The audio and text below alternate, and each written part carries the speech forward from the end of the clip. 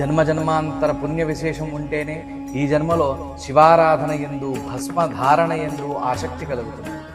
దీనినే పరాశర ఉపపురాణంలో ఈ విధంగా చెప్పబడింది. అనేక జన్మ సిద్ధానాం శ్రౌత స్మార్తానువర్తినాం వేదోక్తేనైవ మార్గేణ త్రిపుండ్రోద్ధూలనే రతి. అంతేకాకుండా భస్మద్వేషం అనేది పూర్వజన్మార్జిత పాపం ఉంటేనే కలుగుతుంది.